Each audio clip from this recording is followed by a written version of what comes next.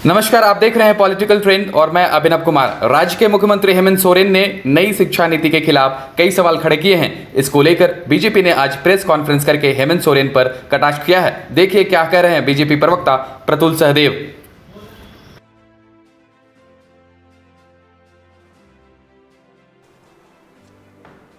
धन्यवाद शिवभूषण जी। आज की इस प्रेस वार्ता में प्रेस के सभी मित्रों का स्वागत है। मित्रों, कल बहुत ही दुर्भाग्यपूर्ण तरीके से माननीय मुख्यमंत्री हेमंत सोरेन जी ने नेशनल एजुकेशन पॉलिसी का राष्ट्रपति की अध्यक्षता वाली मीटिंग में विरोध किया।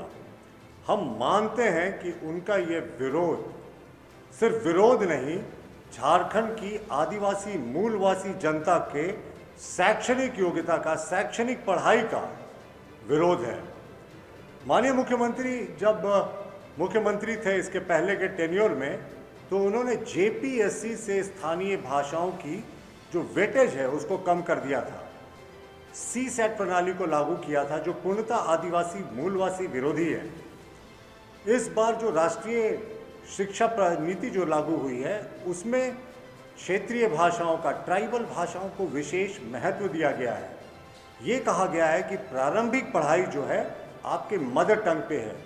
तो माननीय मुख्यमंत्री जी को इसका स्वागत करने के बजाय उन्होंने प्रश्न चिन्ह खड़ा किया कि इतने शिक्षक कहाँ से मिलेंगे। तो हम माननीय मुख्यमंत्री जी को बताना चाहते हैं कि ग्रेजुएट और पोस्ट ग्रेजुएट लेवल पर 17,000 झारखंड के आदिवासी मूलवासी नौजवान हैं जिन्होंने ट्राइबल भाषाओं की, क्षेत्रीय भाषाओं की पढ़ाई पूरी की है। इसके अतिरिक्त उन्होंने ये भी कहा कि जो लिटरेचर है वो बहुत ज़्यादा ये पटल पे नहीं है, बहुत ज़्यादा लिटरेचर उपलब्ध नहीं है। ये भी गलत बयानी है। अगर हम नागपुरी की बात करें, संथाली की बात करें, मुंडारी की बात करें, कुड़ुक भाषाओं की बात करें, तो इन भाषाओं में पुस्तक और साहित्य जो है वो काफ़ी अच्छी संख्या में उपलब्ध है और इसे रिसर्च कराकर, लेखकों को प्रोत्साहित कराकर इन भाषाओं का डेवलपमेंट करने की आवश्यकता था। माननीय मुख्यमंत्री जी शायद ये भूल जा रहे हैं कि ये भाजपा के अटल बिहारी वाजपेयी जी के नेतृत्व वाली सरकार थी जिसने संथाली भाषा को 8वीं अनुसूची में शामिल किया था। इसके अतिरिक्त मुंडारी हो, संथाली भाषाओं को भी हमारी राज्य सरकार ने पहल किया है 8वीं अनुसूची में शामिल कराने के लिए। मुख्यमंत्री जी को इस बात को और आगे ले जाना चाहिए, लेकिन इस पर प्रश्न खड़ा करके मुख्यमंत्री जी ने दिखा दिया है कि वो आदिवासी मूलवासियों का शैक्षणिक विकास जो है उसे वो अवरुद्ध करना चाहते हैं। मित्रों, एक और बड़ा महत्वपूर्ण पहलू है कि यहाँ का जो जनजातीय समाज है वो अक्सर अपनी पढ़ाई को विभिन्न कारणों के कारण पूरा नहीं कर पाता है। बीच में कभी कभी उसे पढ़ाई छोड़ देनी पड़ती है।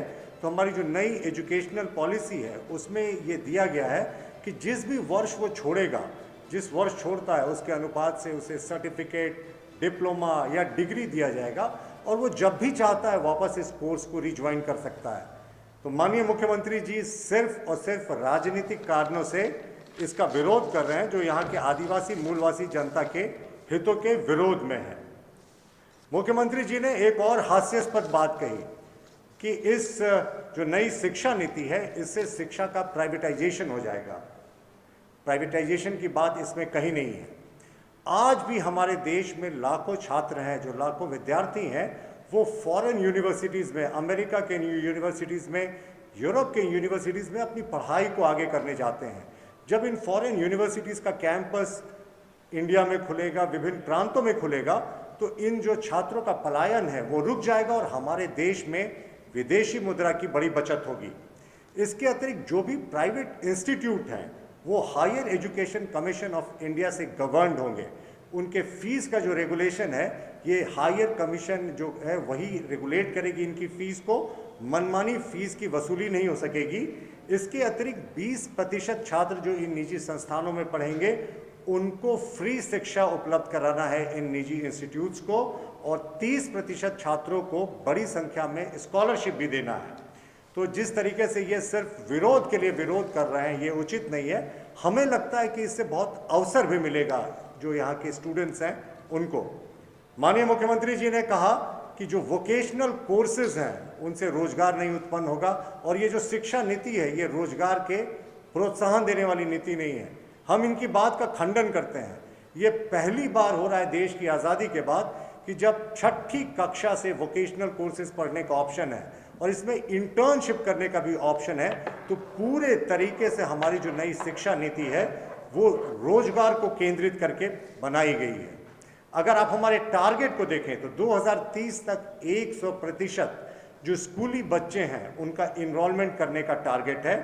अभी फिलहाल जो बच्चे ड्रॉप आउट कर गए हैं एजुकेशन से, ओपन स्कूलिंग के जरिए 2 करोड़ इन बच्चों को वापस स्कूलिंग सिस्टम में जोड़ने की हमारी तैयारी है।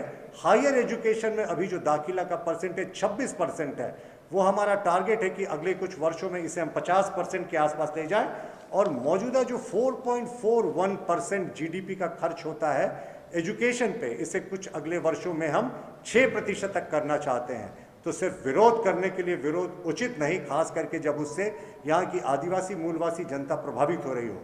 एक और बड़ी बात थी इस नई शिक्षा नीति में कि यहाँ बच्चियों को प्रोत्साहन करने के लिए केंद्र ने जेंडर इंडक्शन फंड का गठन का प्रावधान किया है। ये फंडिंग पूरे तरीके से केंद्र सरकार राज्यों को करेगी ताकि बच्चियों की पढ़ाई हो सके, बच्चियों का प्रोत्साहन हो सके। लेकिन तमाम इन चीज़ों का विरोध करके और बिना लॉजिक का माननीय राष्ट्रपति की अध्यक्षता वाली बैठक में मुख्यमंत्री जी एक्चुअली नहीं चाहते हैं कि यहाँ के आदिवासी मूलवासी विकास की धारा से जुड़े, उनकी शैक्षणिक योग्यता बढ़े, वो देश विदेश के यूनिवर्सिटीज़ में पढ़ाई का लाभ ले सकें। वो सिर्फ और सिर्फ वोट बैंक करने की राजनीति कर रहे हैं। हम तो जो कहते हैं वो करके दिखाते हैं। संथाली भाषा को न सिर्फ हमने 8वीं अनुसूची में शामिल करा है, बल्कि रेलवे स्टेशन में संथाली भाषा में उद्घोषणा की भी शुरुआत की। तो हम माननीय मुख्यमंत्री जी से आग्रह करना चाहते हैं कि वो राजनीति करने के लिए राजनीति न करें और जो भी उन्होंने विरोध किया है वो विरोध यहाँ के आदिवासी मूलवासी समाज का विरोध है। धन्यवाद।